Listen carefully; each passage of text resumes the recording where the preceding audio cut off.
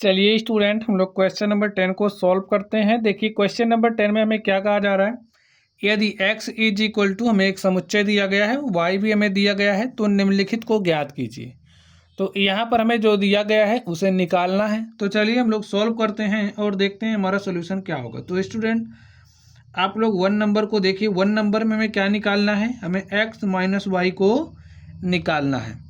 तो चलिए हम लोग x माइनस वाई को निकालते हैं, देखते हैं x माइनस वाई क्या होगा।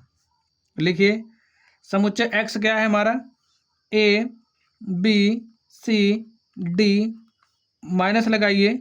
समुच्चय हमारा y क्या है, देखिए f b d g। अब एक समुच्चय में से किसी दूसरे समुच्चय को कैसे घटाते हैं, इसका जो कॉन्सेप्ट है आप लोग समझिए स्टूडेंट। x माइनस वाई हमारा उन अवयवों का समुच्चय होता है जो x में है किंतु y में नहीं है। आप लोग बात को समझ गए। x माइनस वाई, देखिए x में कुछ अवयव हैं, y में कुछ अवयव हैं, तो जो x माइनस वाई हमारा होगा उन अवयवों का समुच्चय होता है जो x में तो है किंतु y में नहीं है। अब आप लोग देखिए क्या क्या x में है, a यहाँ पर है, तो क्या यहाँ पर कहीं a है जो x में है किंतु y में नहीं है, ठीक है। तो a यहाँ पर है लेकिन यहाँ पर तो नहीं है, तो यहाँ पर क्या आएगा, a आएगा। यहाँ पर b है, यहाँ पर b लिखा गया तो b तो नहीं लिखा जाएगा। यहाँ पर x में c है, यहाँ पर कहीं नहीं c है तो c लिखिए। यहाँ पर d है, यहाँ पर भी d है। तो बस हमारा जो समुच्चय x माइनस वाई निकालना था, तो हमारे पास क्या आ गया, समुच्चय इसके जो अवयव हैं AC। यही हमारा क्या हो गया, x माइनस वाई। ठीक है स्टूडेंट। अब देखिए x में कुछ अवयव थे, y में कुछ अवयव थे। जो अवयव x में थे लेकिन y में नहीं थे, उन्हीं अवयवों का समुच्चय हमारा x माइनस वाई होता है। चलिए दूसरे नंबर में चलते हैं और देखते हैं दूसरे नंबर का सोल्यूशन क्या होगा। तो दूसरे नंबर में हमें क्या निकालना है, y minus X. Y minus X, y का मान देखिए क्या दिया गया है, f b d g, minus x में क्या दिया गया है, a b c d।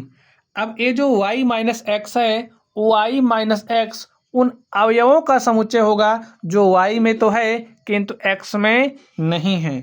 अब आप लोग बताइए ऐसे कौन कौन से अवयव हैं जो y में हैं किंतु x में नहीं है।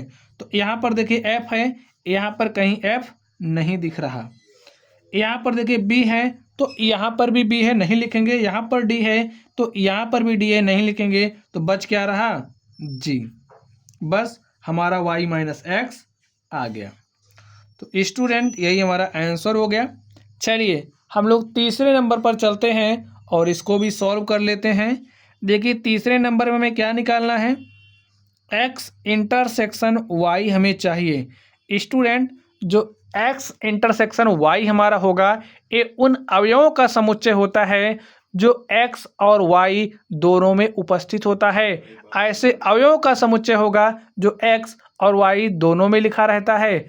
यहाँ पर देखिए a है, तो क्या यहाँ पर a है, नहीं है, तो उसको नहीं लिखेंगे। यहाँ पर b है, यहाँ पर b है, तो लिखिए b।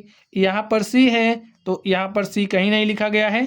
d यहाँ पर भी है, तो यहाँ पर भी है, तो हमारा x यूनियन y क्या हो जाएगा, BD। यही हमारा सेट बना। तो स्टूडेंट इस तरीके से हमारा क्या हो गया, आंसर हो गया। तो ये जो हमारा क्वेश्चन नंबर 10 था, हमने क्वेश्चन नंबर 10 को सॉल्व कर लिया है। तो चलिए आप लोग पढ़ते रहिए। Thank you.